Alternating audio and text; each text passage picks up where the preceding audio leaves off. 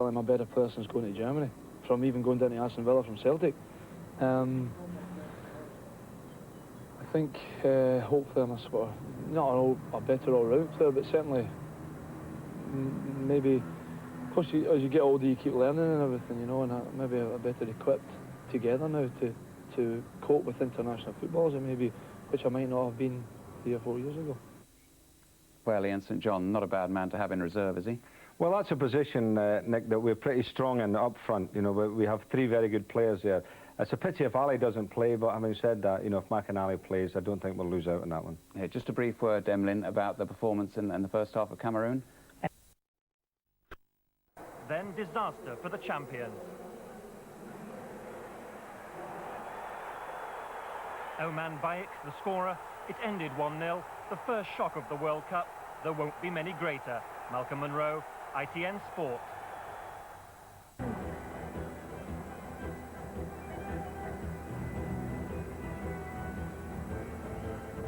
Milan is the economic centre of the country, the second city of Italy, and it's also the centre of fashion, and 4 of the big fashion houses are presenting their wares.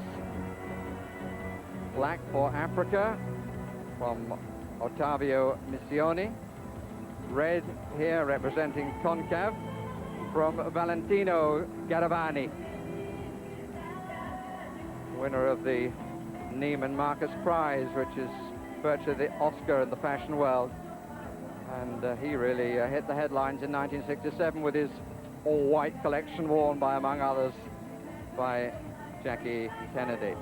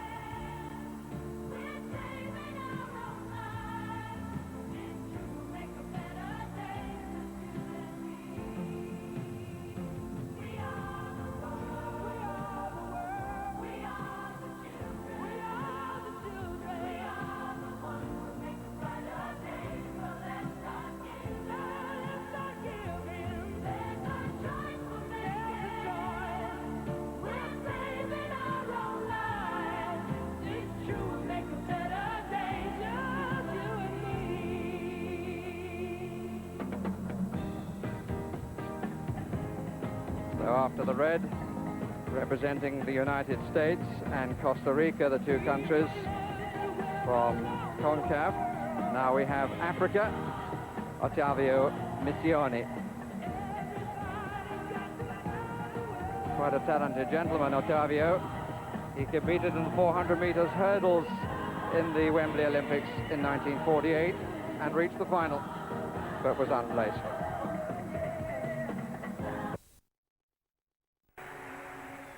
I didn't mind all that, did you? Very nice. Women's championship there, but for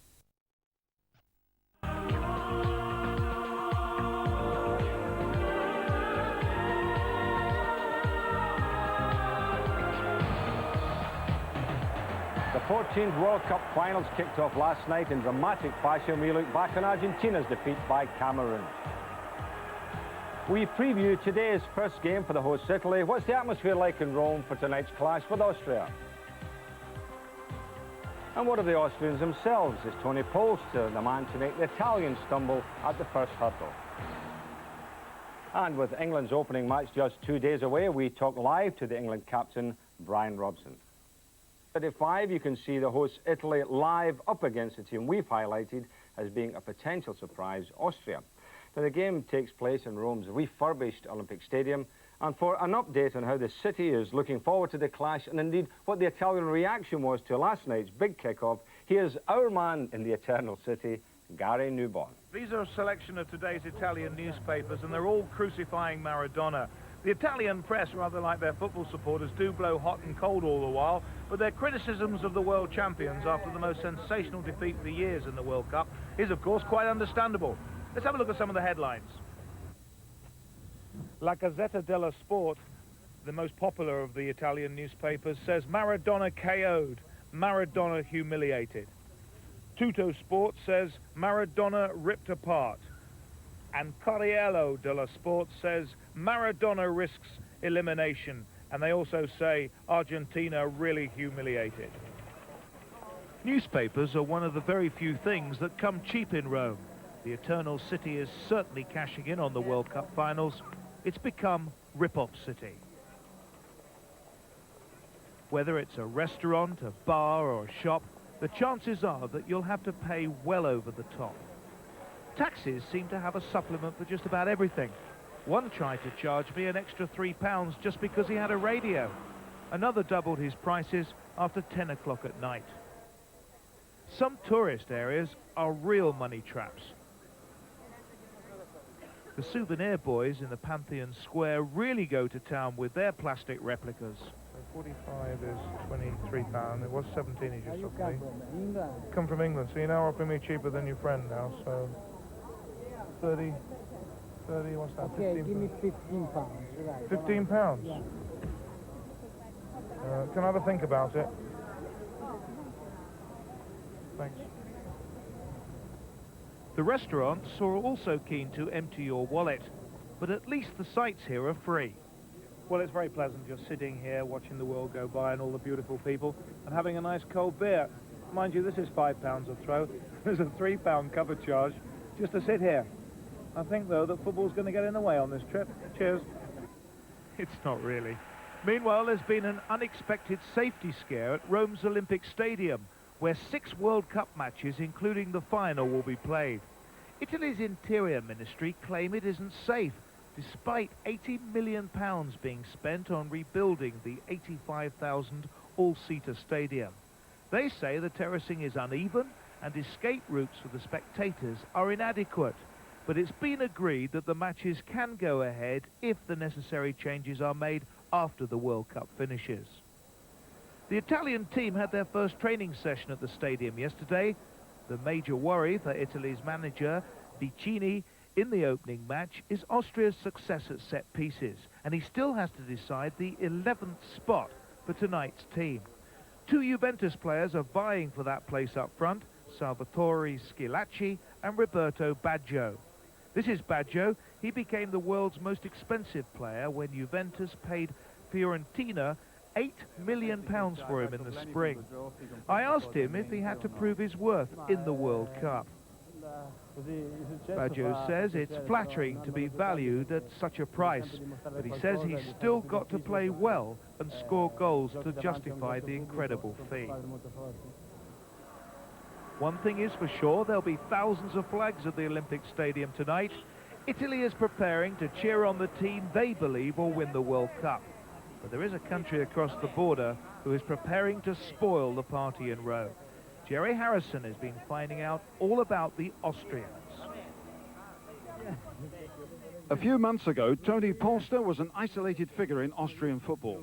The Austrian fans didn't approve of him playing in Spain when the rest of the squad were with home-based clubs. They said he was big and clumsy, they didn't like him, and the feeling was mutual.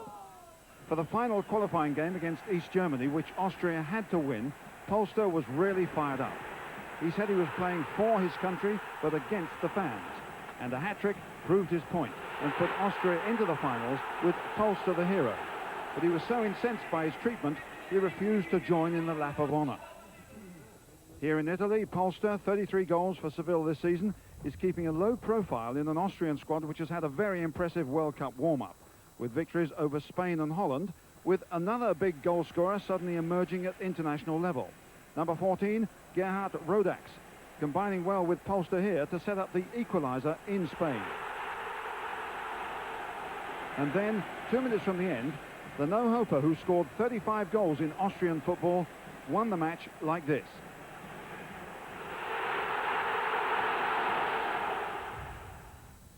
Apart from goalkeeper Klaus Lindenberger, who's 33, Austria is a young team, perhaps too young.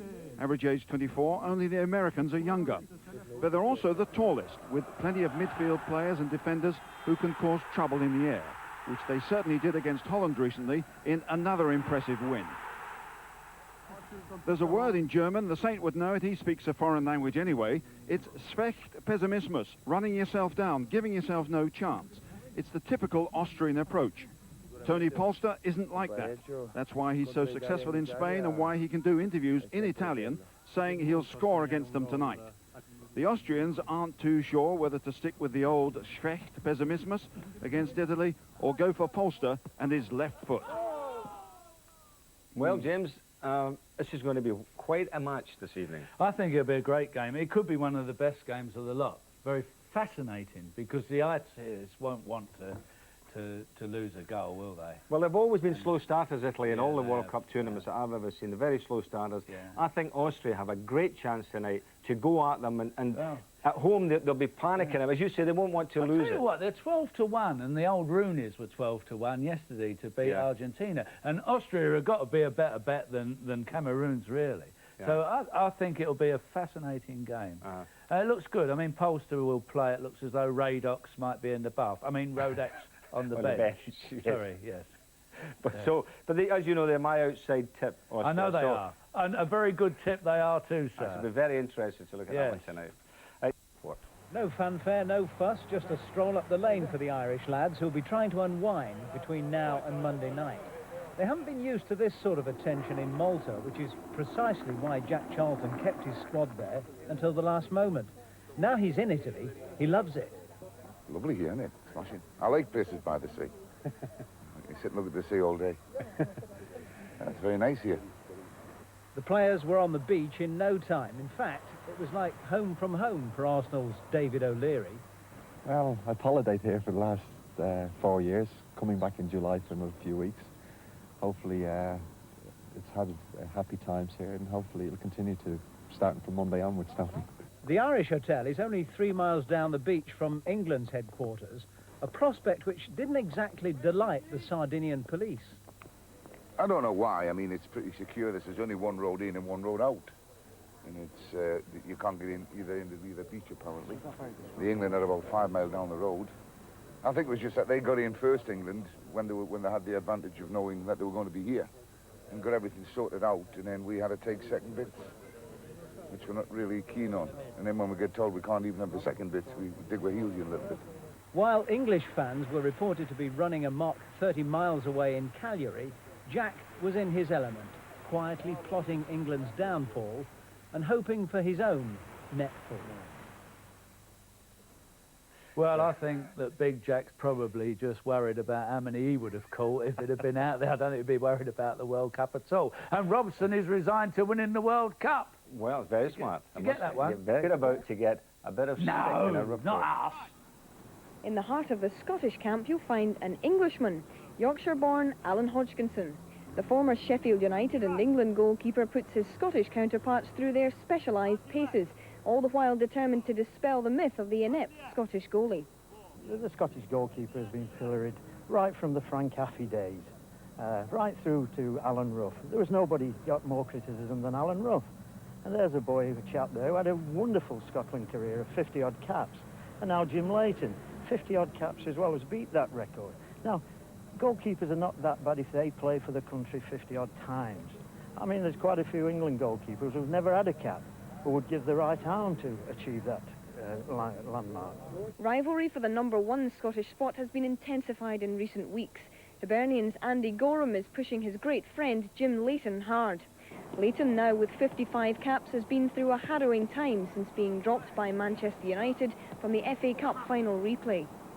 Jim Leighton is a super guy, a super worker, and I'm sure that people like Neville Southall, like Peter Shilton, they all make mistakes, but we're looking for a little bit of fairness all round. Let's have a little bit of fairness all round. Hodgkinson, though, has so much confidence in his squad that he has a suggestion for our own Mr. Greaves, who, as we all know, is never one to mince his words as far as Scottish goalkeepers are concerned. Make no mistake, all three goalkeepers are battling for the place against Costa Rica.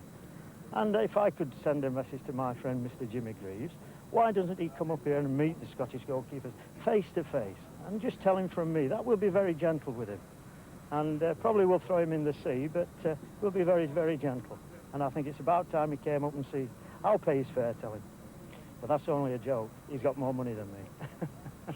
God, dear, Odgie. Now, I was with Odgie in '62 World Cup in Chile. We're big buddies.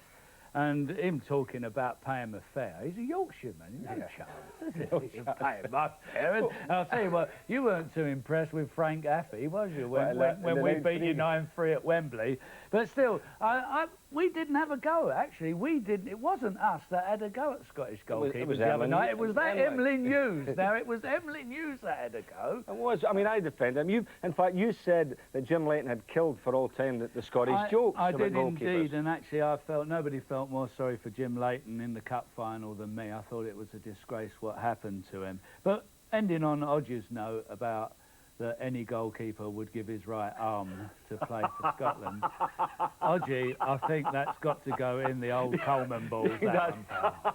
Hasn't it? That will get a mention for all time. That's a cracker. Well done, Alan Hodgkinson. Keep the lads at it, pal. All I would say is I think some of our goalkeepers... Commentator. Skuravi. Moravcek to run at Windishman. Oh, Skuravi, right in front of goal.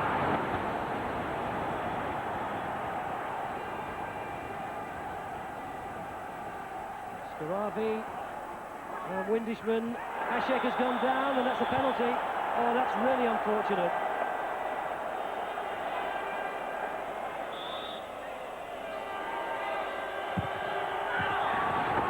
Czechoslovakia 2 goals to the good against the United States. Oh, it's gone in.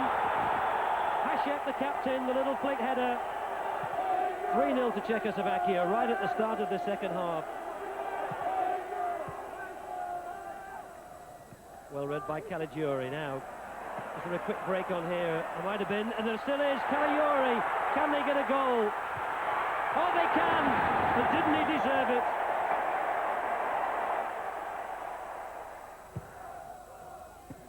Oh, it's in, is it? Skuravi's second.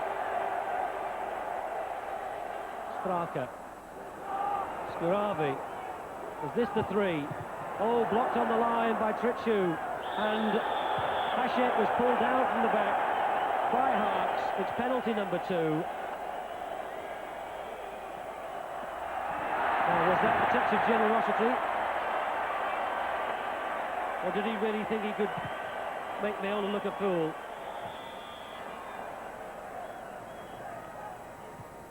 Into the middle for Cadlet. Slahovi, it's there.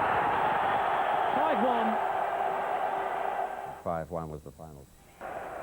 That was the half-time. Good evening to you, Des. Yes, several times the Scottish squad burst into spontaneous applause at those Brazilian schools in the first half. Well, Paul McStay and Gary Gillespie are with me, with the rest of the squad, of course. Let's begin with the bad news, shall we? And unfortunate that concerns you, Gary, doesn't it? Yeah, unfortunately I picked up a little hamstring strain on Friday training, but hopefully it'll not be too serious. But you are definitely out of the Costa Rica game. Yeah, well, it looks that way, yeah. Yeah, we can only hope for the next 2, obviously, from a Scottish point of view. Well, fingers crossed. I don't think it's too bad.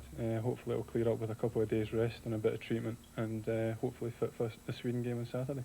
What about your impressions of the game we've been watching tonight? A little bit scrappy, I thought. Obviously a lot of nice touches by the Brazilians.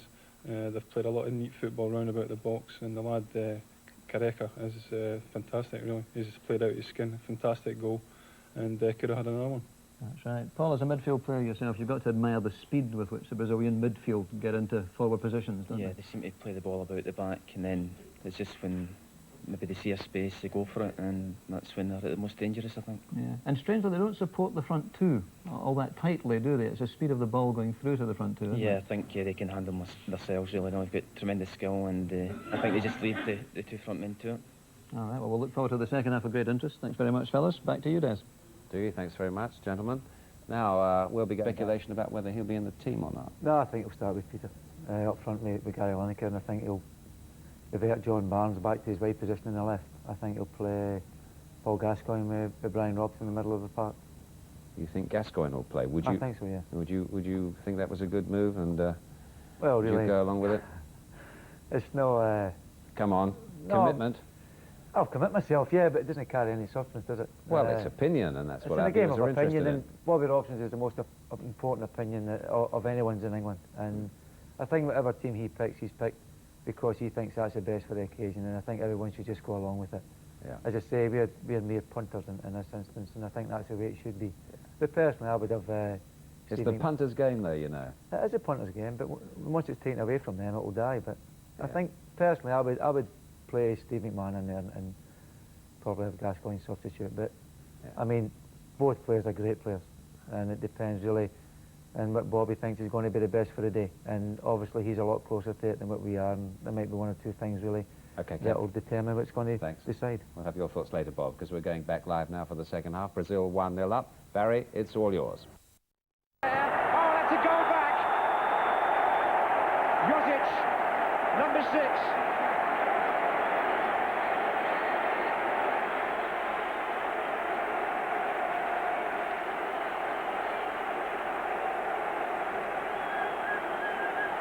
Yugoslavia pull one back from the set play.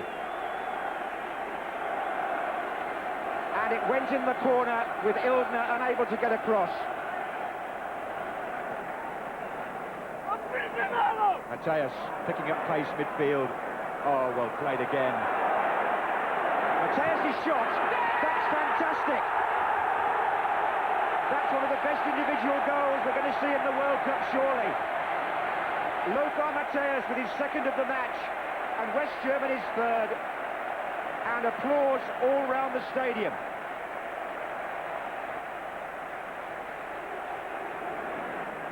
Fine, and here is Bremer. Buller and Klinsmann waiting in the centre. Still Bremer. Oh, it's a mistake by the goalkeeper, and Rudi Völler followed in. It's 4-1. Bremer's shot was fumbled by the goalkeeper, and if it needs... Having a report on that in just a moment. But first of all, get a chance to go home because of his foot injury, which is actually a recurrence. Let's get the latest news now from Hazel Irvine. By the time Scottish coach Andy Roxburgh made the announcement at an afternoon press conference, Gough was already on the plane home to Glasgow. He'd been substituted at half-time during yesterday's humiliating match against Costa Rica, with a reoccurrence of an old foot injury, which has already been operated upon once before. There was no point in the boy staying here now. We couldn't risk him again. And it was important for the boy, and it was important for his club that he has this matter dealt with. This is something that's been an ongoing problem for some months. Richard felt that he was 100% fit to play in the match. Unfortunately, it proved that that wasn't the case. And so now that we're aware that he is struggling in this way, then he really has to go back and get some medical attention. This morning you said that you'd asked Richard point blank whether he was fit to play. In view of the fact that you had to substitute him, do you feel that he let you down in any way? No, it's not a matter of that. I mean, he was actually tested fully in the match. There was no way to ever do that beforehand. I mean, he had been training, he had been getting treatment from us, but the kind of injury he's got is something which flares up when he really pushes himself. Ironically, it was only yesterday that Gough joined the SFA's Hall of Fame when he earned his 50th cap. He played a major part in Scotland's efforts to qualify for this World Cup. His winning goal, 6 minutes into injury time against Cyprus, gave Andy Roxburgh one of his best moments in football. Today's decision to let Gough home was one of his most disappointing. Andy looked pretty happy there, didn't he? Yeah, disappointing news about Richard Gough on his way home with that foot. Control displayed by England and Ireland, coupled with Scotland's defeat by Costa Rica, showed just how far British football has fallen behind the world's best. Everybody's depressed and everybody is, again, I suppose, very critical. You said people back home, we've had a hammering again. You know, there's lots of things happening around this World Cup which really don't help the team, don't help the players, and you know what I mean. As Robson set off for Sicily to watch England's next opponents, Holland, disappointed supporters were expressing their own view on what had gone wrong. The manager for a start. The sooner he naps off the Holland, the better, I think, isn't it? England had the heart, they haven't got any heart in the team at the moment. The best news for England was a relatively quiet night in Cagliari. Another huge security operation followed the match as thousands of English and Irish made for the city centre. There was a brief clash between police and English supporters who'd been herded into the railway station where no transport was available to take them back to their campsites. But the night ended with one welcome scoreline: no arrests. Paul Davis, ITN, Cagliari. And the main news again. Can't believe that can happen again. Should be used to it by now, I think. Can't believe it. We'll just have to go and gub Sweden and gub Brazil as well. Our lads, I'm sure, will go out and they'll give their all. And the type of game they know they'll face on Saturday, I think they will appreciate more because it's a kind they're used to.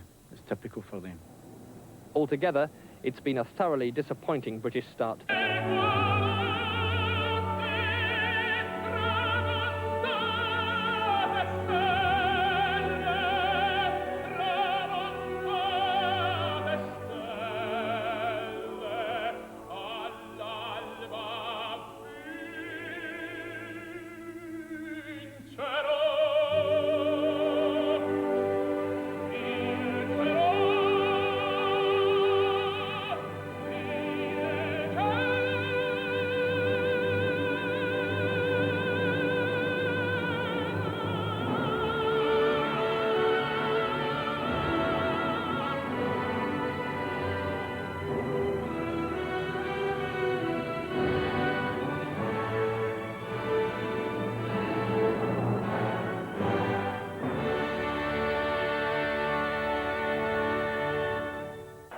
Number 14. Ball was deflected, Aitken. Then in 1978, although losing to Scotland along the way, Holland produced sparkling football again, only to lose at the final hurdle to Argentina. Race will go. Well, the Dutch failed to qualify for the 82 and 86 finals, but by 1988, they'd found another outstanding team to lift the European Championship. For this World Cup, though, a change of manager, Leo Beenhakker, now the man in charge. But most importantly, they've still got the Italian connection, the Milan trio of Rijkaard, Van Basten and Gullit.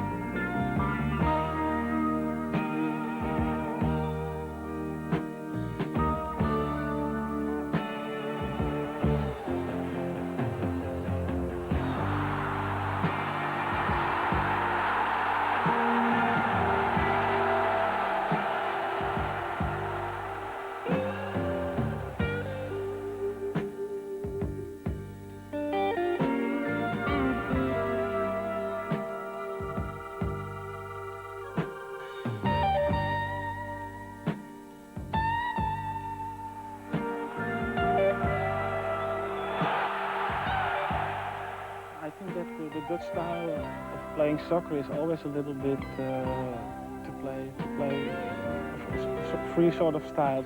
To put it together. A whole lot of people thought that they couldn't play anymore, and now I'm still here. So that's already something.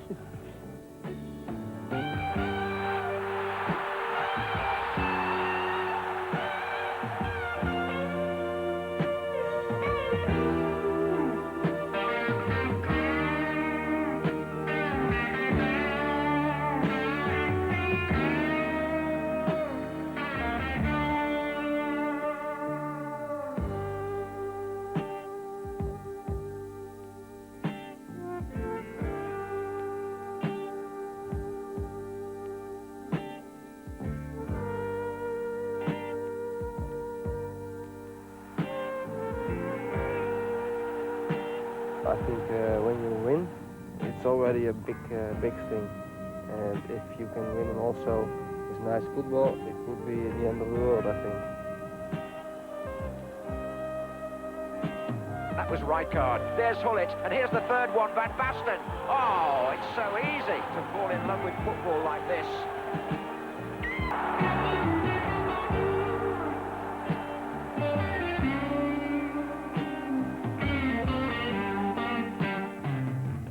Three great stars in action tonight.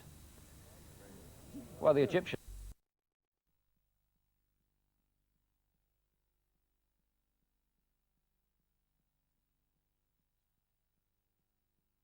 It's a foul all right by McLean.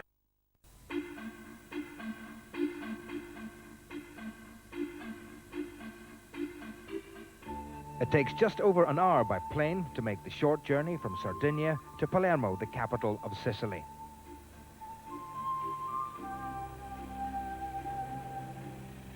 With the World Cup really warming up, the mid-morning temperature had reached the 90s as the Irish arrived, but Jack Charlton couldn't have been calmer or more relaxed.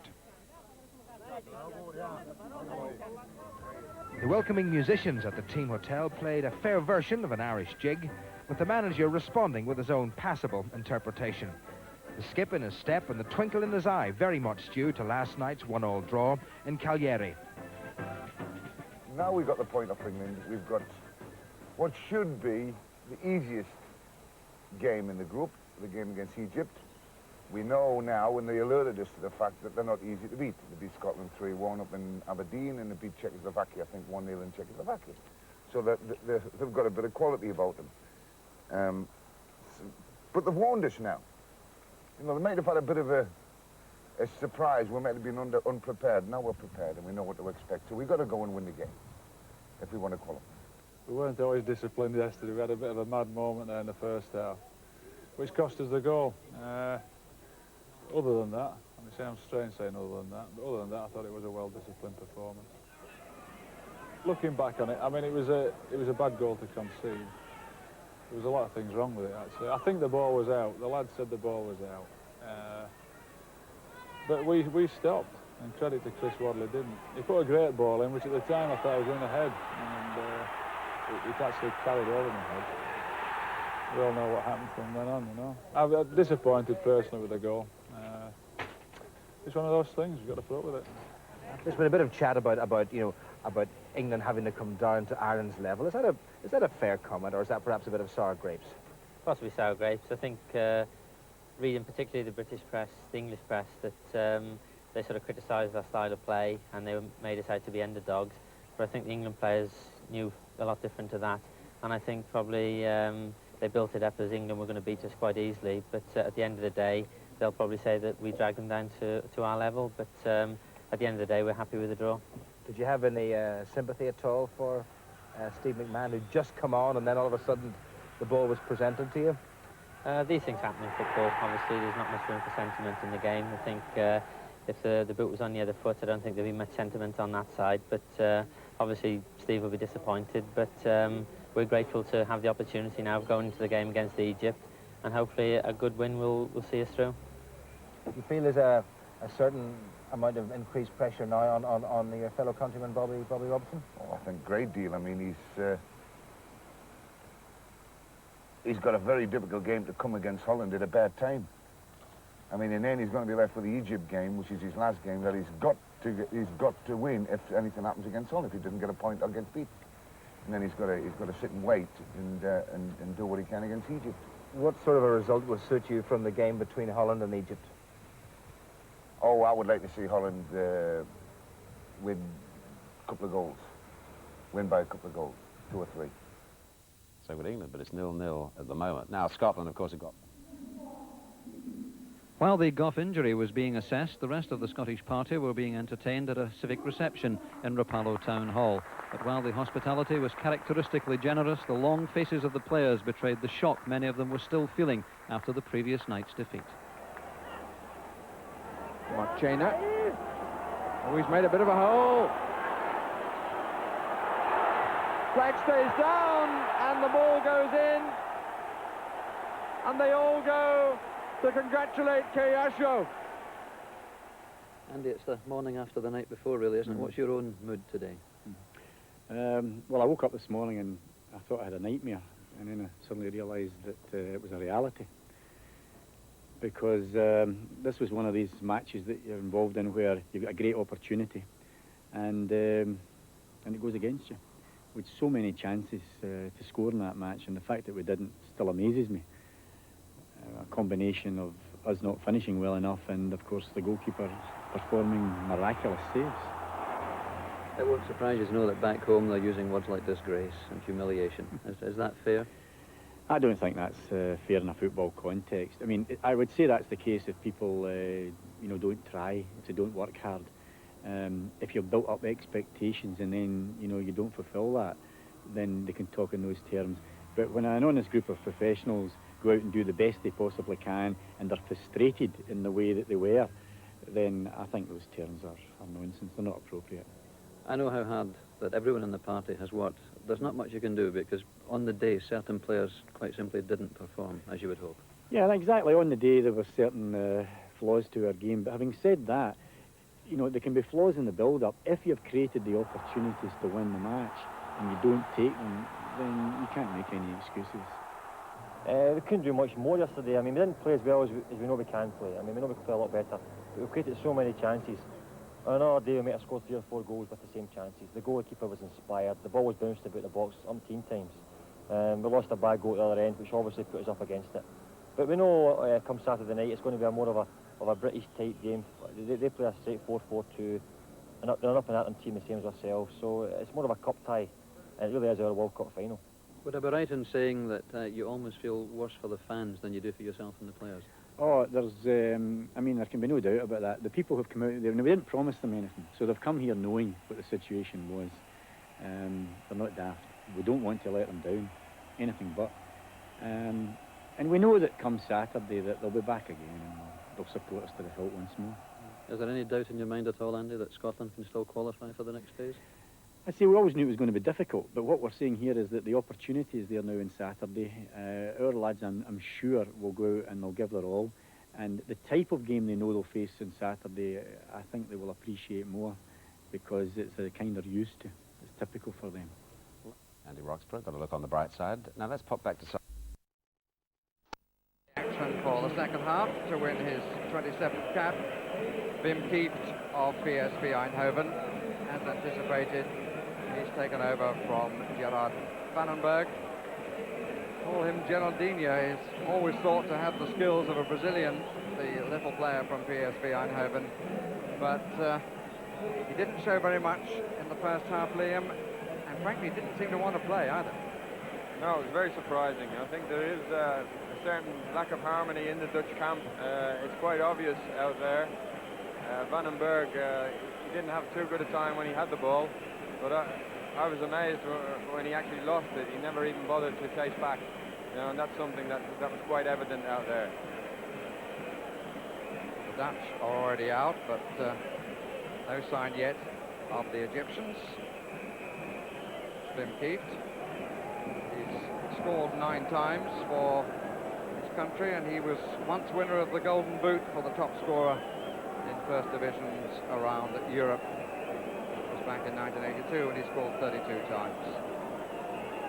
But the Egyptians certainly showing a high standard of technique during the first period. And I think it was Walter Winterbottom who said some moons ago that before the end of the century a side from Africa would win the World Cup. That may not quite happen, but clearly the advance being made by Africa, by Asia, by the anticipation is that Gullit will drop back. Wim Kieft for sure will play up front. That's his normal style.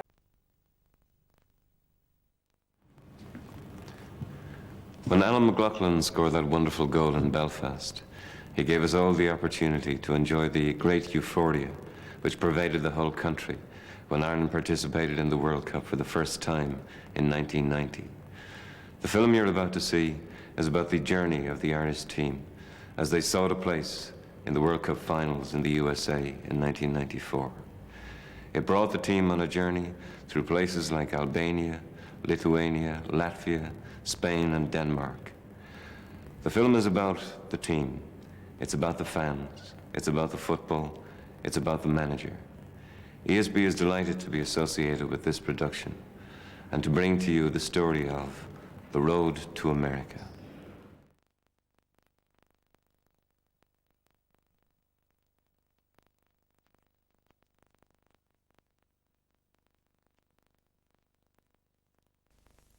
It's nice to say that, isn't it? We're going to America.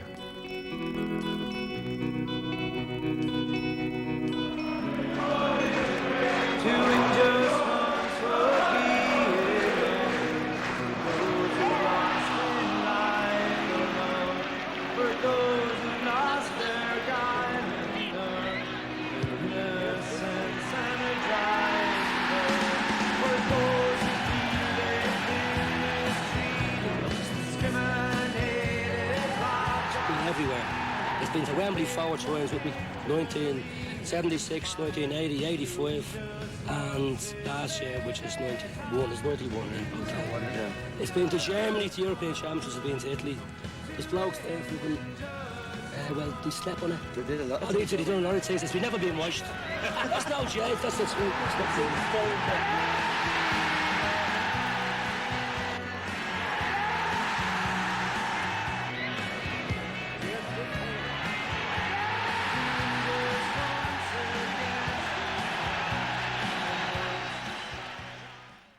No, everybody sort of said, you know, had written Denmark off before then, as if Denmark were just sort of another team. They weren't playing very well, they weren't doing very much.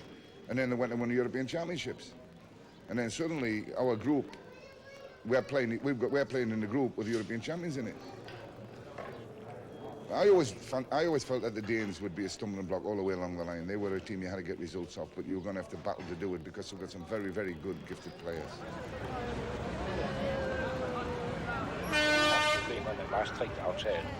I was in Germany at that time where the Irish played down in Stuttgart and in Hanover, and we saw they have quite a lot of good players. I think the spirit of the Irish team, they're very, very determined to win the match. I don't think any European teams have the same spirit. We're at the qualifying for the European Championship final and the World Cup Championship final. I'm playing very good football. And there's not many teams in the world that'll beat Ireland on the day. I mean, we went out to Italy and we nearly took them apart. They were afraid of their lives. As Mick McCarthy was grinding at them in the tunnel. They were that guard.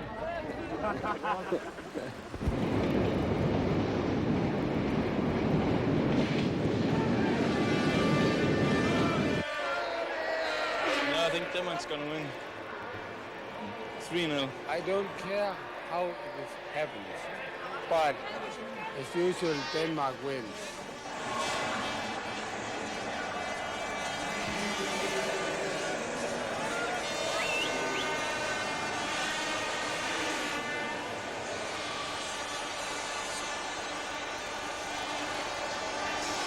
We haven't actually heard if Sheedy is in or out, or what the story is there. We're looking forward. I think McLaughlin is in, is he? We lost a couple of players out, in fact. I played Alan Kernaghan in his first game, and I wasn't sure how we were going to play and react.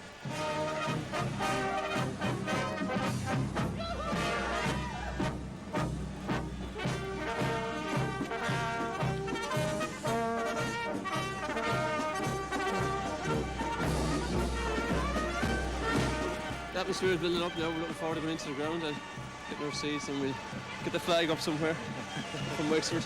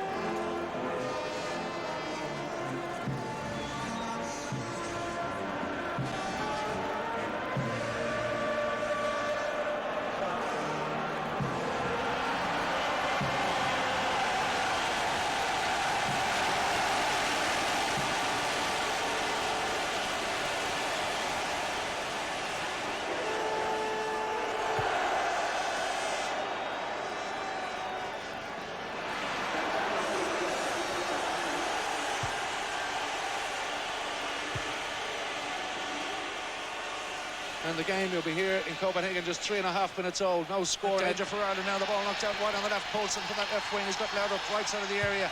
Can they get the cross in? Heinze trying to do that. Bonner goes high, and Bonner catches cleanly and confidently. Still Owen thundering forward. Still Dennis Irwin in the penalty area.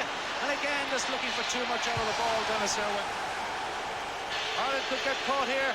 Laudrup off for the run and is only feeling back, but he's turned one Irishman now a second in the second. Bonner blocks it. And Bonner holds on to it at the second attempt.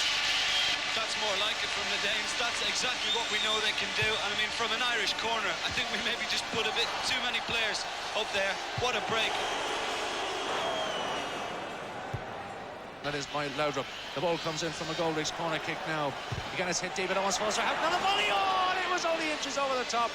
Ray Houghton really caught that one, an amazing blaster of a shot for him.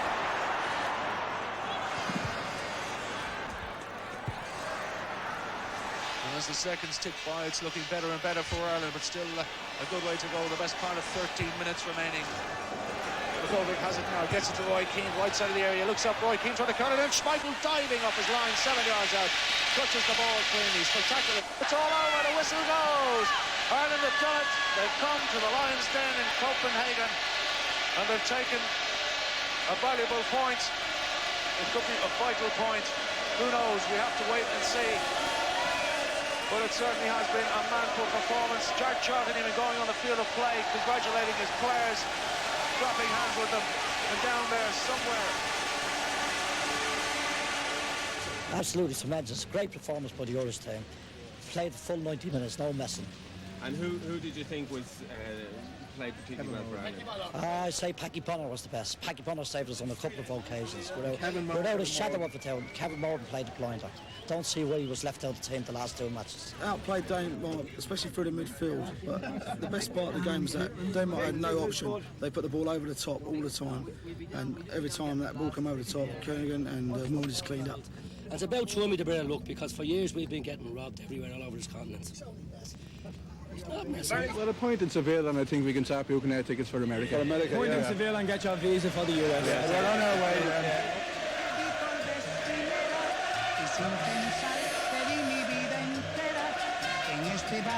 Brindamos con cerveza en medio de tristeza y emoción. En este bar se hablaron nuestras almas y se dijeron frases deliciosas. En este bar pasaron tantas cosas, por eso vengo siempre a este rincón.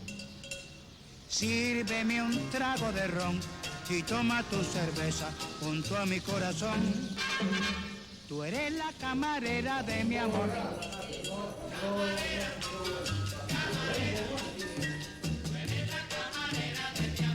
Sírveme un trago a mí de ron, camarera de mi amor.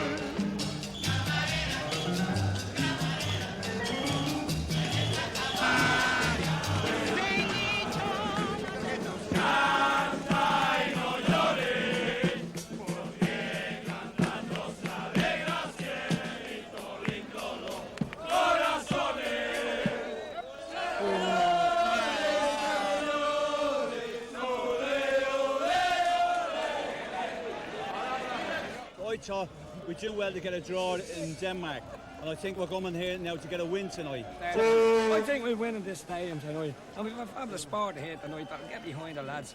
We're going to be intimidated here tonight, but we'll have to get right behind the lads, and I think they're well prepared for this match tonight.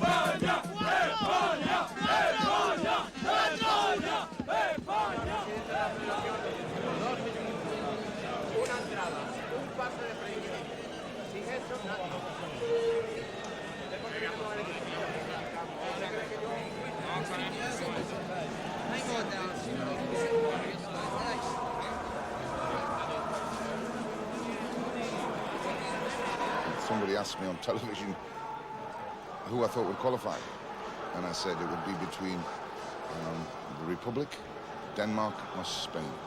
It turned out exactly as I said.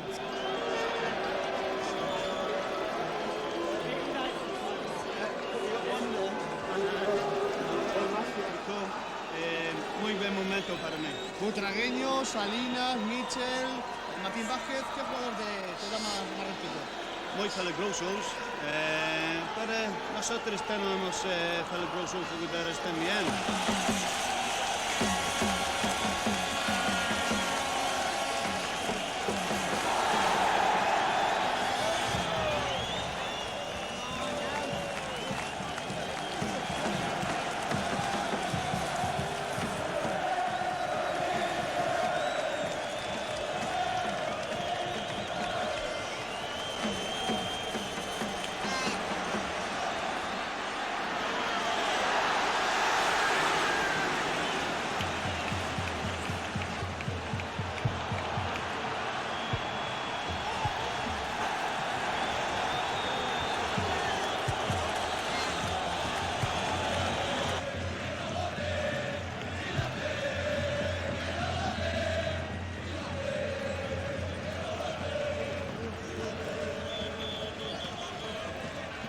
Aldrin, ahí está jugando justamente la divisoria de los dos campos, mete la bola arriba para Aldrin, la toca Solozabal de cabeza, saque de banda favorable al equipo de España. Estamos viendo... Andy Townsend lays one off, lovely play now, Quinn showing goal, just a goalkeeper to beat now, Quinn shoots and there oh, he's missed it. Quinny knew exactly what he was trying to do, aim for the right-hand corner, but obviously that touch has done just enough to take it past the post.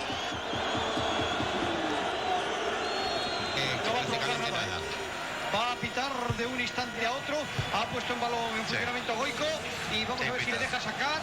Yo creo que va a pitar, ha pitado ya, ha pitado y concluye la primera parte en el Un vaquero, hay que jugar al español, no al irlandés.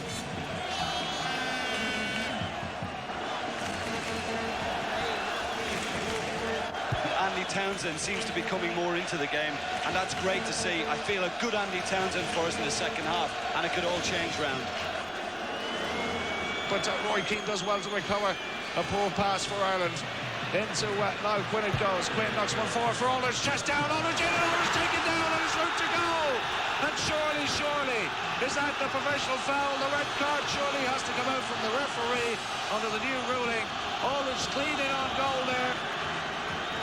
De la segunda parte. Yo creo que le pone amarilla, bien a juego, ¿no? Vamos a ver. Hay momentos de tensión. Tarjeta roja. Tarjeta roja. Tarjeta roja. El último hombre. Tarjeta roja para López. No porque sea el último, ocasión But here's Roy Keane breaking up the Spanish attack, rolls on across the line. Quinn only ball in for Aldridge, and the goalkeeper around the goalkeeper, John Aldridge. He scored! Oh, but the flag was up on the offside. It's been given, and John Aldridge once more is frustrated in an Irish international match. And how many times have we seen that, Jim Beglin? A lovely little move. Stop. I'd like to see the replay of that on TV. It's either a very good decision or a disgraceful decision. It all depends whether the Spanish player made contact with the ball, because there's no doubt about it. He made hard contact with Andy Townsend, and judging by his face at the moment, he certainly looks to be in a bit of pain. Vamos a ver a quién busca, vamos a ver a quién encuentra. Encontrado a Mitchell, encontrar a Mitchell hoy y no encontrar absolutamente nada. Es todo uno. Ahí está jugando de nuevo la selección española. Balón largo, largo, largo. El error. El fallo de la zaga. El balón que se va para arriba. La única oportunidad. No. Quiere terminar el tío. Exacto. Quiere terminar. Partido concluido. 45 minutos, 38 segundos. La selección.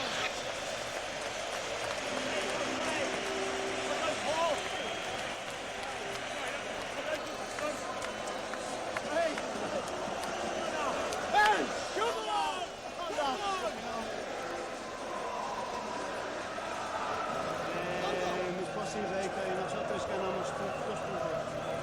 Y clasificaste a la Real Sociedad para la Copa de la UEFA. Sí, es un pendiente.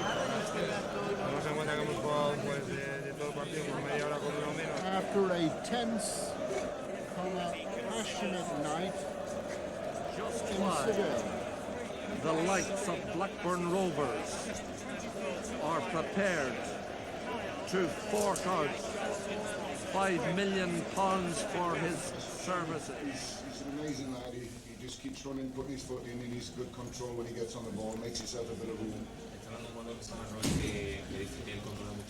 He's only a boy, he's got a lot to learn.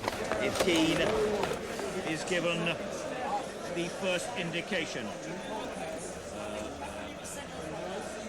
that he can leave. Because I thought they all battled, they all chased, they all ran, they never gave up, and they don't let teams settle and see what Down striker John Aldridge on the edge of the penalty box and was promptly shown the red card. Well, we're top of the group still. It's almost impossible to knock the Republic of Ireland off the top. We've played 4, 1-2, drawn 2, 4-6 against nil and points 6. Spain and Denmark both on 5 points. Denmark beat Northern Ireland tonight in Windsor Park by 1-0. Alan, your reaction to that one?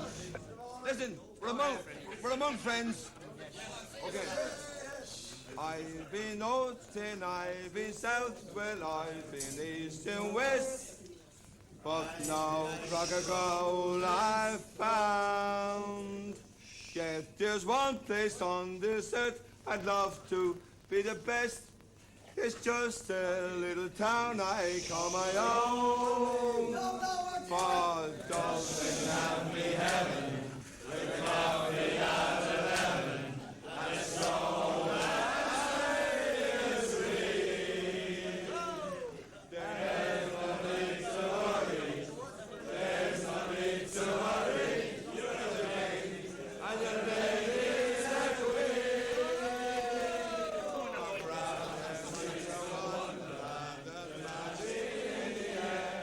There's diamonds in your lady's eyes and gold rust in your hair. And if you don't believe me, But Mick, your reaction to the result? Yeah, I've just been told that we had the ball in the net. John did. They were down to 10 men.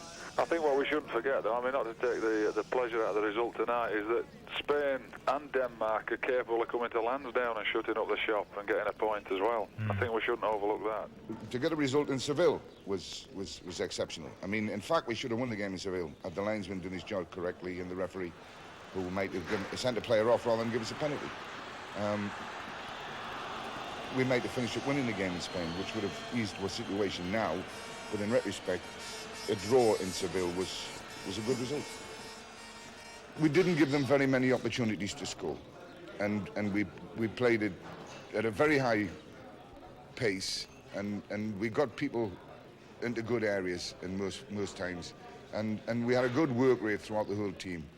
And when you play teams like Spain, you must always work them. There must always be somebody on top of a player. You must never give them room to settle and see and feel comfortable.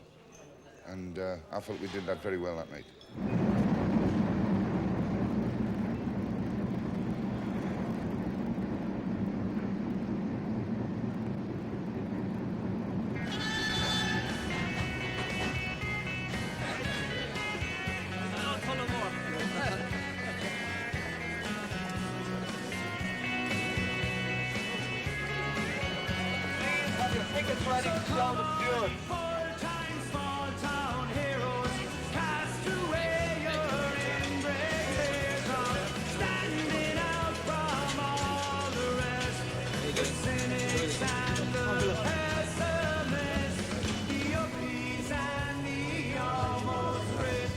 Maybe afterwards we'll win.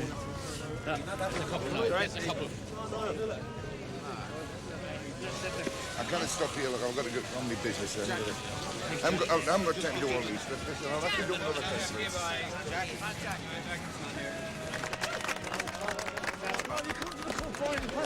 They're going to get there. I don't count.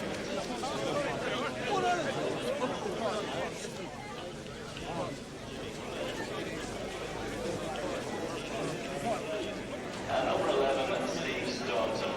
And the Irish substitutes, number 12 is Tony Cascarino. Number 13, David Kelly. Number 14 is Ronnie Whelan. Number 15 is Eddie McGoldrick.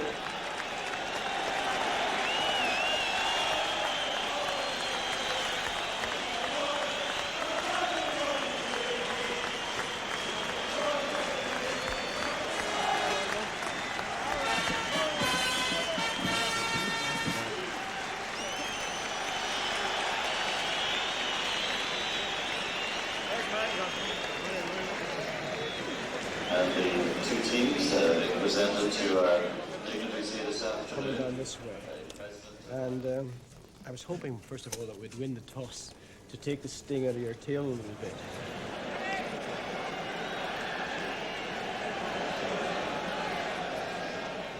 And we just couldn't get into the game at all. Couldn't get our game together.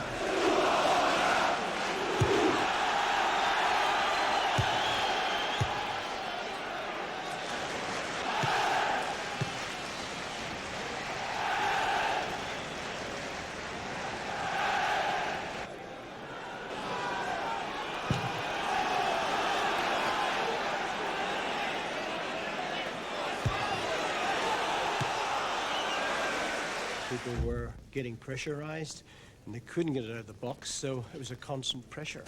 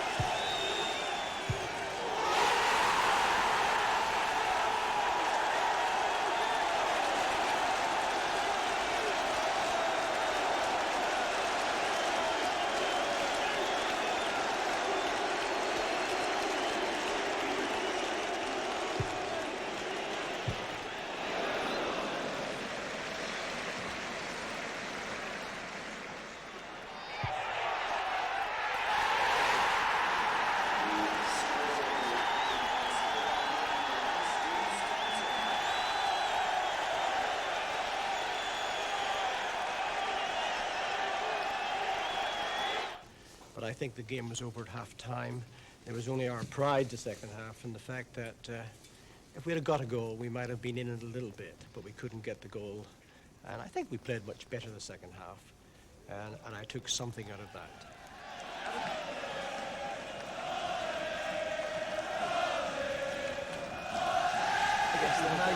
They got a lot of pride, and they put up a very good battle second half. Your goal, Niall Quinn did very, very well to flick it onto you. Yes, he did, yeah. It was a good move, and I think it was Dennis or Ray clipped a little ball in, and Niall managed to just help it in mid-path, and his swinger. You've got Denmark to come, Steve, and I think really after that first half performance, it's a case of same again next month. Yeah, hopefully. Yeah. Think it's going to be tougher against them? Yeah, it's going to be tougher, obviously. I think a bit more quality about them. But hopefully we can do that. Steve Staunton, Andy Staunton. I'm not going to speak first.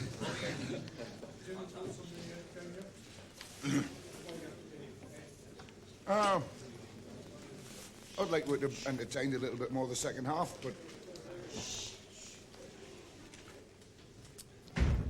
it's very difficult when you come in winning 3-0 at half-time, which is a rare event in football. And then you just say to the lads, just keep your shape, don't overcommit yourselves. And suddenly you find that they've stopped running. We didn't run as hard the second half as and they made us chase a little bit the second half, which was... They did unto us what we normally would do unto them. And it worked for them quite well. We had a few chances, but all in all, I think the result was about fair. Somebody said to me afterwards, we can win the World Cup now. Would that be too premature, do you think? I tell you what, you don't want to laugh. Don't laugh. You never know with us, do you?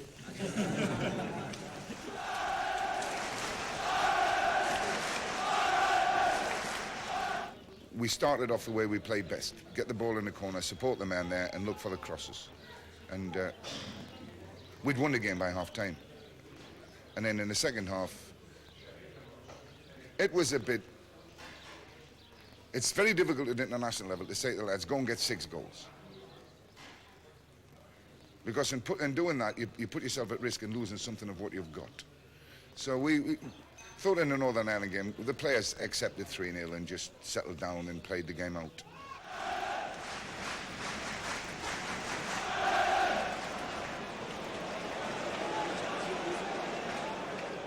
So this will be one of the kind of climactic moments, whatever, you know, one of the important matches. And this is in the second half. You got the shot list.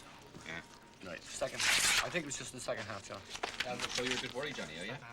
Well, I'm not as confident as I was, Bill. I must be honest. Have you got the stuff in the final? Danish defending. Yeah, we'll have that. You have that. We'll have the Danish goal. No, we need Danish defending. No, I think Robert's getting it. It's in the last, John. I got mine, did you? Robert, thanks. Danish defending. In the last 10 minutes of the match. Oh, yeah. Remember, they were magnificent. Okay, when the Germans threw everything at them. That's right. Schmeichel made a particularly good save. Yeah. Yeah, Schmeichel. There should be a Schmeichel save there, John. Northern Ireland will. Very, very good save. But I don't think these guys will. They're not going to bottle it. No. Well, it's definitely one of the key matches because you're playing against European champions who have made a comeback in the group after a poor start. And it's a huge game today. If Ireland win today, then they could very well put Denmark out of the running as far as Ireland is concerned. So it's one of the really key games in the group.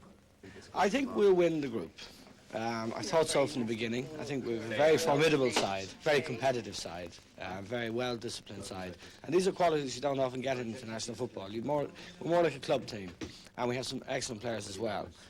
So I think we'll win the group, although today is a decisive game. If we win today, we almost certainly will win the group. I certainly think we'll qualify.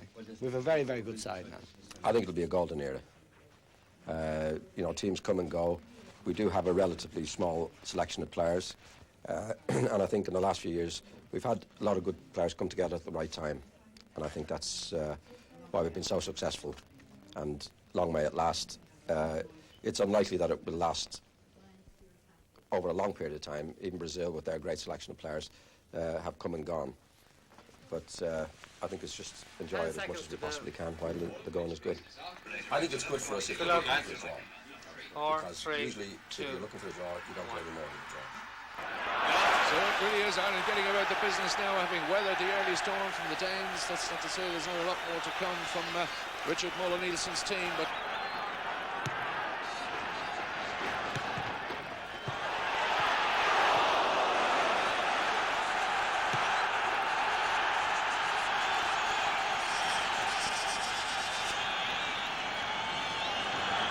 12 minutes gone here with Ireland's third corner in a row, then hits it very deep, very high. McGrath's the man, but on trying to make contact. Quinn across the goal, Schmeichel stretches up those long arms and plucks the ball out from under the crossbar. So back to Townsend, flips it up to Houghton, appeal to the outside. Houghton goes for the shot, right out, no, inches away from the target. The dive from Schmeichel. Throws the Irish penalty, and McGrath tried to head it away, but he's given it away to Vilfort. Vilfort trying to chip Peggy Burger, and Vilfort has scored. Kim Vilfort has called out the Irish defence. Bono was shouting at McGrath, but McGrath decided to head the ball. He gave away possession, and Kim Vilfort was there.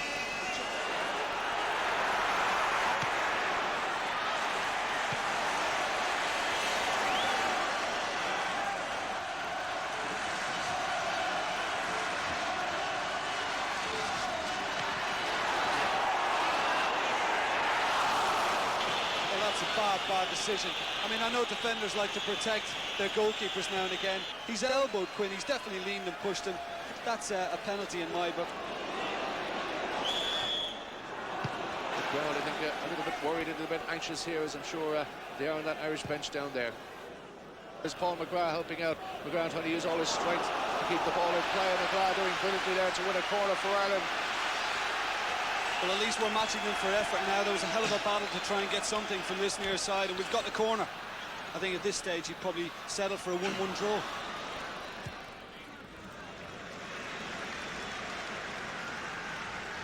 Fifth corner to Ireland, the second half. Staunton goes it in the corner. Great goal! Oh, precious equaliser from Niall Quinn. Schmeichel stands with hands on the hips. The corner taken shorts, and there was Stevie Staunton, the backheader from Niall Quinn, and they're all up on that Irish bench. In the end, I'm absolutely delighted with the result.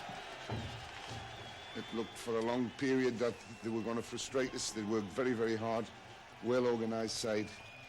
Wouldn't let us settle, wouldn't let us do the things we wanted to do. Did unto us as we did unto them. It was a long time since a team worked as hard as they did here today. It was looking a bit dodgy for a while.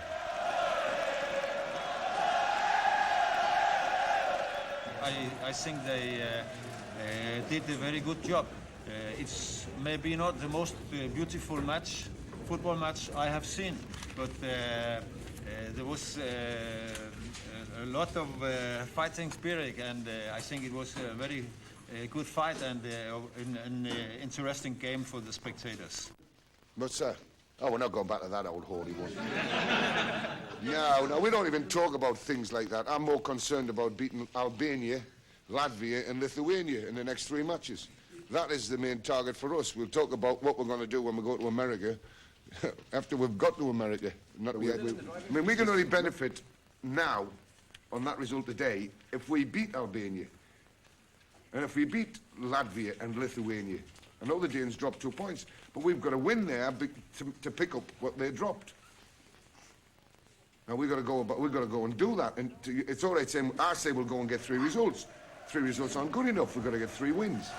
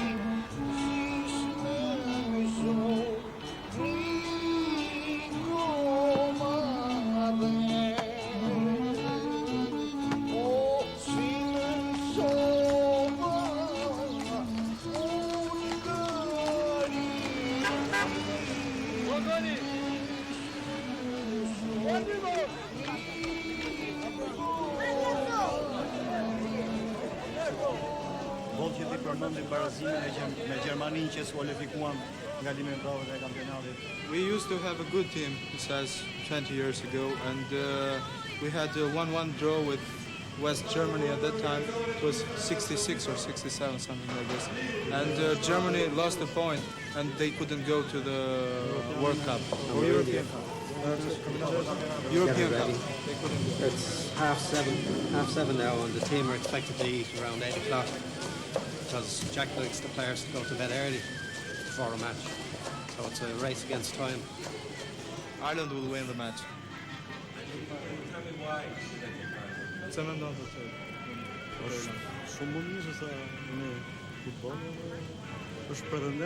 It's a much stronger team than the Albanian team, and I think they deserve to win the group.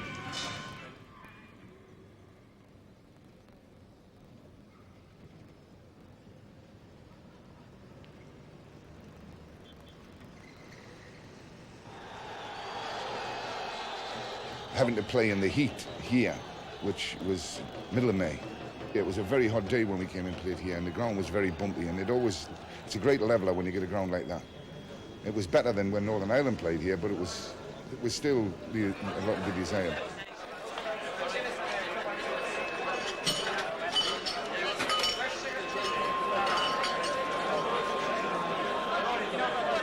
Ireland, we saw them against Northern Ireland, and we comprehensively beat them here when they were here. But Northern Ireland beat them, the bottom of the table, and I think they've only won one match. So the same as England are playing very dangerous in corners and in the free kicks. And they, as you know, they are long people who play the football. So it's very, very easy for them to score by hand. Someday it's going to all gel for them. Someday they're going to score in the first 5 minutes. And when that happens, they're quite capable of scoring 4 or 5. Hopefully, prayers to above. It won't happen today. The most successful match game it has been the match against Germany in 1967, 0-0. In December, when Germany was eliminated from the qualification for the European Championship since 68.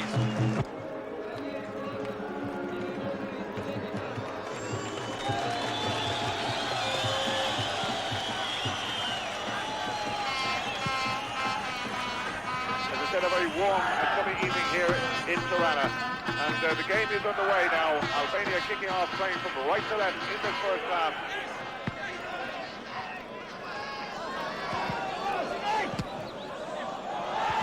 No score in the game as yet, almost 7 minutes gone in Tirana. To Albania, danger for Ireland here. The ball is tucked in for Demelari, the danger man. Knocks it forward, plays the 1-2 Demelari into the penalty area. The shot.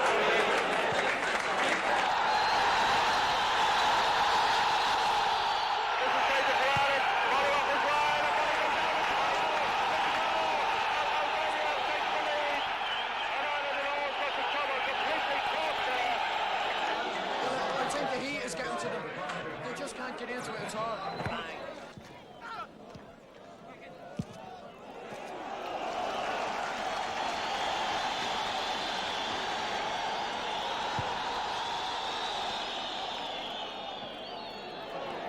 Well, it off at Townsend. Townsend brought down there, surely. Free kick to Ireland.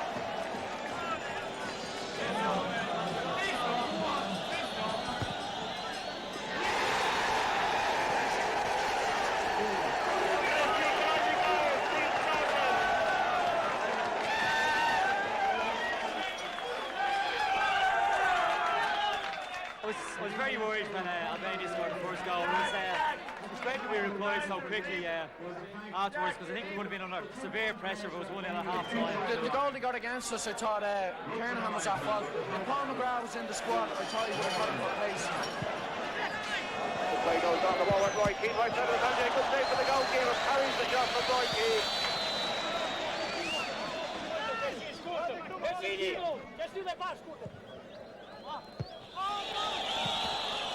Ireland really should be capable of taking 2 points here nonetheless, if they're serious contenders for World Cup qualification.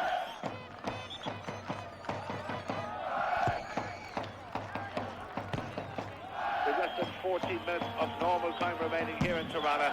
Can they do it this time, maybe from the set piece? It goes high, Cascarino, it's the header, it's in the goal! Tony Cascarino! The goalkeeper furious with the referee, claiming he was having a short pull, but the referee way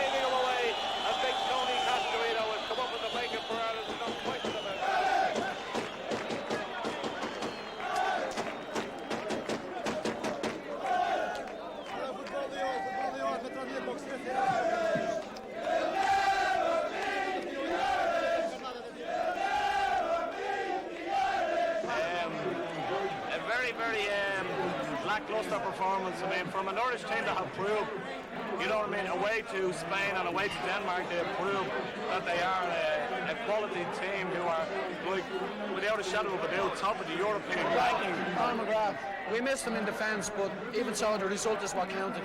That's the most important thing. Today must be one of the most precious victories for you. One of the most important. We've got two very important games to come now.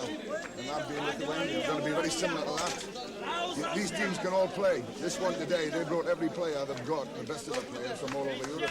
I hope they play the same selection when they come to play Spain. The team rallied magnificently. The team have been magnificently in every game they play. I mean, this today was very hard. They've had a long, hard season. They've come here in heat against a very good side, and they've got a result 2-1. I'll tell you what, I'm delighted with the result. With similar actions taken last year by Peruvian President Alberto Fujimori. It is, as they put it, a South coup.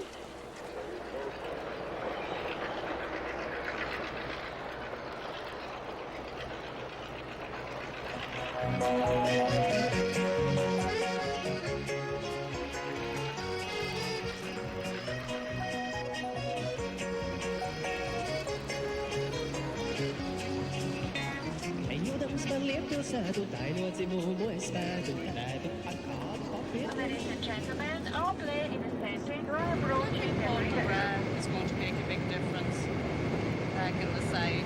I think he was badly missed against Albania. Probably the important if Niall win plays. You know, that'll be very crucial. I hope Niall's tummy bug clears up because we need goals today. And if we have Niall on, we've a better chance. It's the end of the season at this stage. The players are tired. So I think the best thing that happened was a goal against us in Albania. We woke up and realised you have to start playing from the start at this stage. I think Jack showed a more mature attitude. He treated Paul McGrath as an adult, and he knew that he had some problems, but he knew at the end of the day that he was a good player, so he picked him, and that was it. It's just a bit sad about Kevin Moran, who's been a great servant to the Irish team, that he has to be left out, but Jack had a decision to make, and he made it. Mr. Breen or Brian? Brian, yes.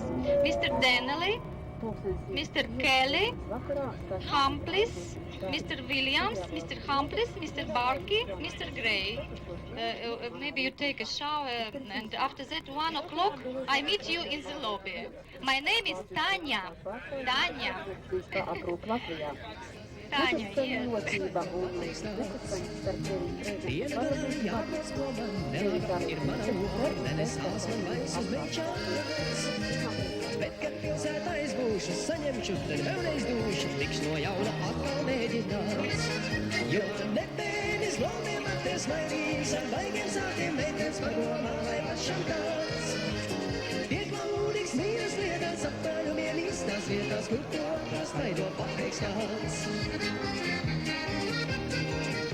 However, despite Big Jack's cautious note, I fully expect the Republic of Ireland to gain 2 valuable points here this afternoon, and with those points, another joint step towards qualification and the US next year. For 98 FM Sports, the Republic of Ireland. Paul McGrath, 7 number. Alan Kernaghan, 8 number. Royce Keane, 6 number. Rice Coultons, 8 number. Andy Townsend, 7 number. John Aldridge, 10 number. Tony Cascarino, 14 number. Und Stefan Staudons, 14 number.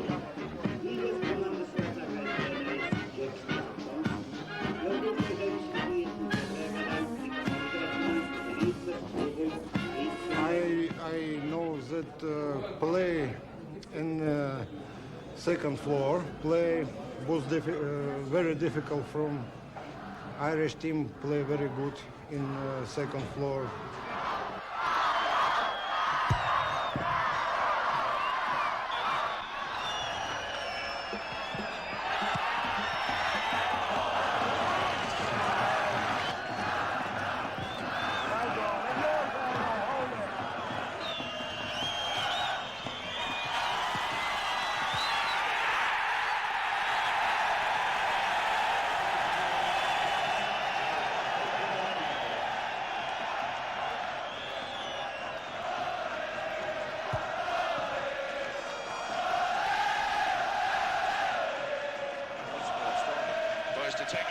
Kevin Stoney gets the legs taken away from him there, and that is a free kick to Ireland a couple of yards in from touchline.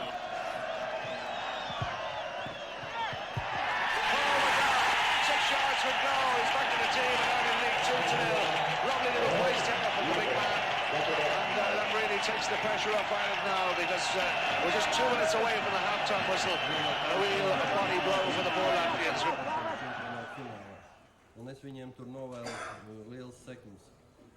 I'm sure today Irish fans and also Latvian fans were witnesses of a big football, and I'm sure that we were witnesses of the team which will play in next year World Cup finals.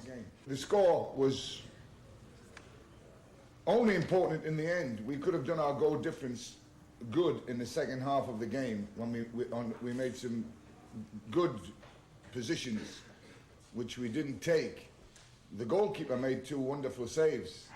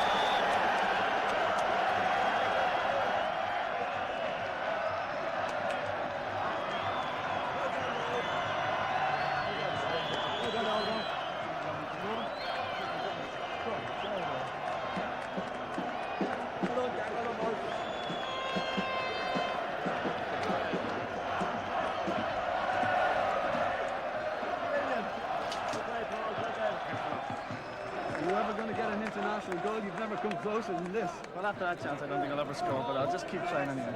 And of course, you've got a big move coming up soon. Have you made your mind up on that yet? Got to ask you that before you go. Well, I think I have, but I'm waiting until next week to announce it. You're going to keep us all sweating? Yeah. Cheers, Roy, anyway. Congratulations. Paul McGrath is also here. Paul, you've obviously got to be delighted to be back in the fold. Yeah, I was just delighted to be in the squad, let alone play. And then to get a goal, just the icing on the cake. I was just going to say that the goal, Ray Houghton did superbly well to get the ball in for you. It was probably not the most difficult header you've ever had in front of goal. No, I think they gave me a bit of room, and I just lunged for it, and luckily ended up in the back of the net. And before you go, I've got to ask you about the knees. How are they? Never better. They're okay. Fantastic, and you must be delighted with the superb support again here in the Baltics. They've been different paths again, and they help us along, you know. Thanks again to Paul McGrath, Roy Keane, and Jack Charlton for speaking to our team. With the technical questions are difficult for this gentleman. I'm not a football man, so... Просто что за вас поднесен? Не, позвал не мислим. Ну, but ну, куда стить не ван патеш. Ну, виж носа, со зван su na Keane, so... Wait.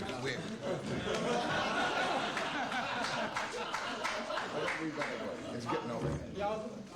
Well, we've got that Lithuania twice now. We play them tomorrow, and then we play them again in September. There are 4 points at stake there, and we want all 4. And if we get those, we're away. If we get those, we need a point of Spain, and there's nothing they can do about us going to America. Terrific. Jack, we wish you all the very best. Thanks, we'll do our best for you. Thanks very much for staying to talk to us as the rest of the team has already ordered. Bye-bye. And we're celebrating our 25th anniversary this year.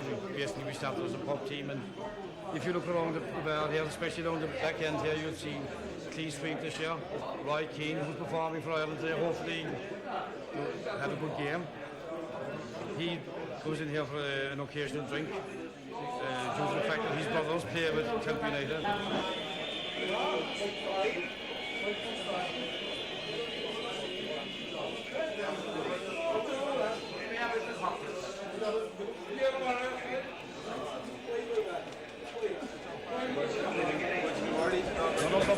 We're under pressure.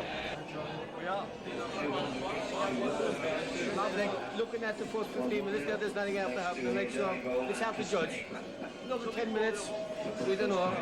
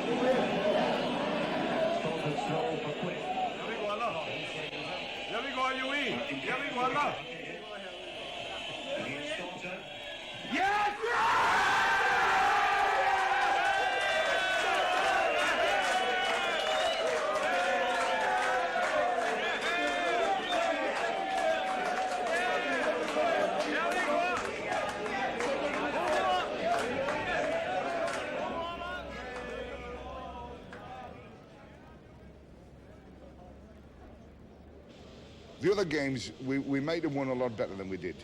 I felt that we could have scored more goals in Lithuania, we could have scored more goals in Latvia, and once we got 2-1 up here in Albania, thought we should have gone on and won by a better score. But we missed a lot of chances.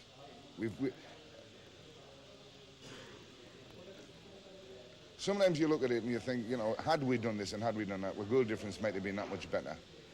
But it's much better to have 1 point advantage over people than have a goal difference. And at the moment, our goal difference is not very good compared to Spain. But we've got the point, which is an advantage over them.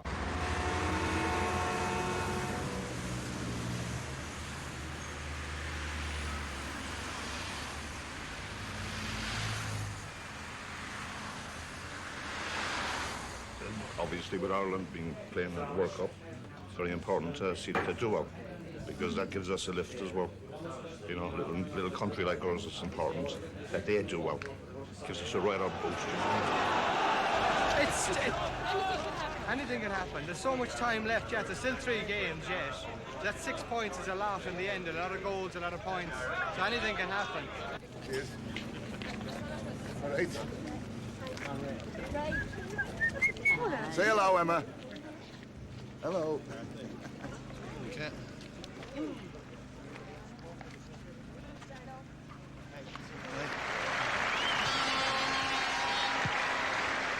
Well, it should be. It's not easy now, like, you know. It's not going to be as easy. If we get 1 in the first half, we'll be doing well. And then the second half, we can go to town. We're not there, no. This is the crucial one. Don't mind the next one. This is the crucial one.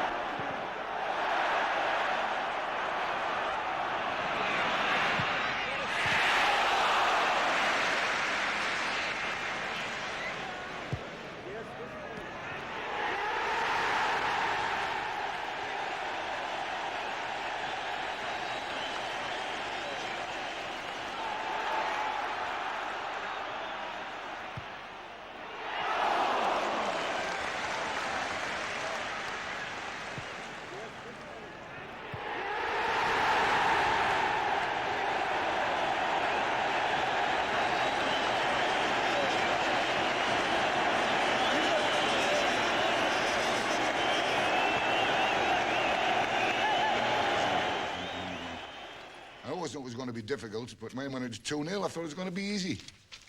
And I was wrong, it wasn't easy. Probably, in my opinion, the way we normally play was the worst performance we've had for a long time, for most of the game. And then at other times, we looked very, very good in little bits, and then all of a sudden we went back to flogging balls across the 18-yard box again. There's certain fundamental things to the way we play that we do. And if we do them right and we do them together and collectively, they're okay. We didn't do very much together collectively, particularly when we didn't have the ball. I lost my voice shouting when they had the ball more than I had. We didn't pressurize them nearly as much as we should do. And that didn't please me. And it'll be interesting when we get the video and we sit them down next time before the Spanish match and point out a few things for them that they should have been doing that they weren't. Certainly we won't get away with it against the Spanish if we give them that sort of room. But 2 points. I suppose small mercies. Somebody ask a question, quick. Did you think that might be instead of protecting their yellow cards? Well, that's always a problem. It's always a problem. You see, I'm caught in a cleft stick situation here. I can't say go get in about them and go commit yourself and at the same time say, but don't do anything because you may get a yellow card. Maybe it was my fault in saying to them, don't close them down, don't hustle them too hard, just work them, and stay on your feet. And then once you put that to them, maybe they were thinking about yellow cards and possibilities of not playing in the next match. But the problem is this is a match we had to win, and win comfortably. And get a few goals, we would like that. Well, we've got 14 of a difference, and Spain have got 16 of a difference. They're 2 goals more than us. And if they were to beat us in Dublin, it would be very, very crucial, obviously, because they would be ahead of us maybe on points and definitely on goal difference. But like that, we expect that, you know, the favours will be done maybe by Denmark in the last match in Spain. And even if Spain do beat Denmark, the fact of the matter is it'll knock Denmark out, and Spain and Ireland should then go through. The game at Windsor Park will be a battle royal. So this is why it was essential that we get it wrapped up before we go to Windsor Park. And we will. Maybe we start off at too big a pace. Maybe we one or two need a game or 2 more. Maybe there's all sorts of maybes. Maybe we'll put it right against the Spanish. Who knows?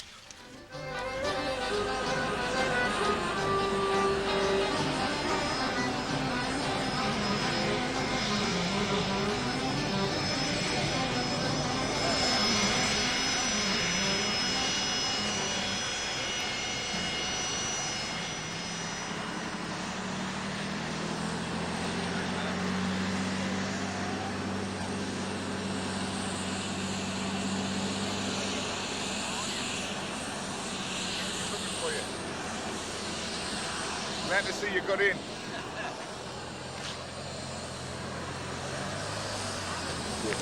Yeah. Open heart surgery at 81 is a bit special. Yeah. She's over it now. She saw the doctor last week and he said, don't come back and see him for another year. Yeah. Oh, that's fine. One mile voucher to the hotel. My mother has been very sick for many years, so she got peace, you know.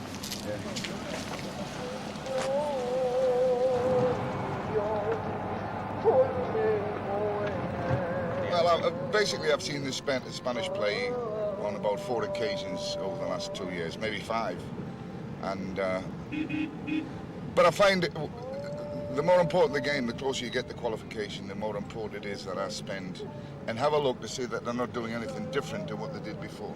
That they've got maybe a couple of new players in that I haven't seen before, and that the pattern that they play is exactly the same.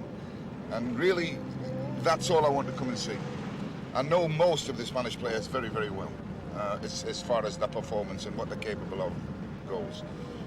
But it's my job to prepare my players and to inform them on anything that they may come up against in the next game. So, Albania have got some very good players who play throughout Europe. And they brought them all in to play us, and they made the game very difficult for us on a fairly hot day. We managed to win the game, but it was the one we had to put behind us then. And the Danes came, and they found that playing here was not easy either, and they only just managed to win the game. I'm hoping tonight that the Spanish will find it very difficult to win the game, although somehow I don't think so. The Spanish have got a better goal difference than the Danes.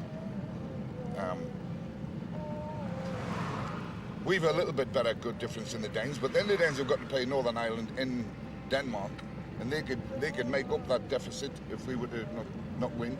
So there's all sorts of. I can sit with a sheet and look at it, with all the teams and the lines, and try and work out what is the best, the way. The only way is for us to beat Spain. Then we know. If we draw with Spain, it leaves the competition fairly wide open as far as Denmark and Spain are concerned. Because if Denmark beat Northern Ireland, as we expect they will, they then have to go and get a point in Spain, and then it could come down to goal difference. And like I've said, we could be stung if we don't beat Spain. It's what we do that is important now. We don't have to rely on anybody else, rely on ourselves, which is the way I like it. Much prefer it that way.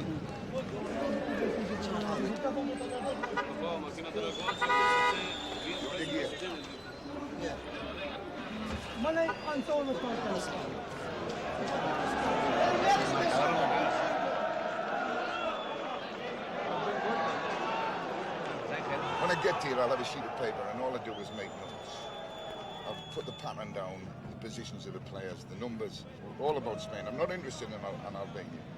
And I'll look at the players, the strengths, the weaknesses, formation, the play, and anything that I think, free kicks, corner kicks, that are different to something they've done before. And then when I get back to Dublin, players come in, and I'll have at least maybe one situation where I'll have them for half an hour in a room, go through all my notes and tell them what I saw, and go through what I expect of them. You see, they don't see these games. They've got to play them. They don't see them. We've seen today a very strong Spanish team play. They were quite good in the defense and good in midfield, and they have made 5 goals. And they could even have made more than those 5s.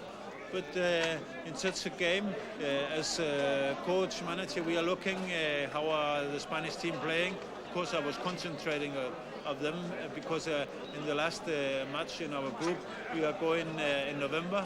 We are going to Spain to play them, and it's going to be a difficult match for us. But I think that we have some chances, and the Spanish team are going to Dublin, and it won't be that easy for them to play in Dublin.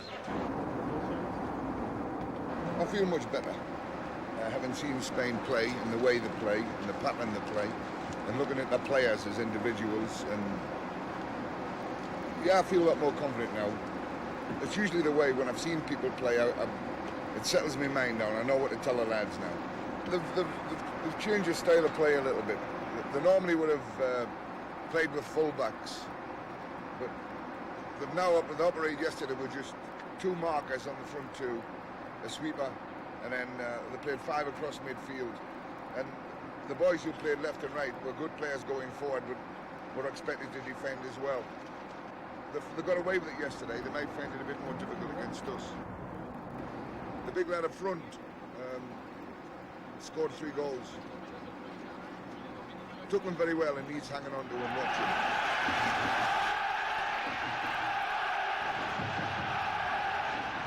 It's history in the making today, or Judgment Day, or whatever you want to call it. But 2 points this afternoon from Jack Charlton's side would be enough to put the Republic of Ireland through to the World Cup finals. John Aldridge is the only fitness worry. He undergoes a late fitness test around about 2 hours before kick-off. Neither manager has revealed his starting lineup, and neither is likely to do so until at least an hour before kick-off.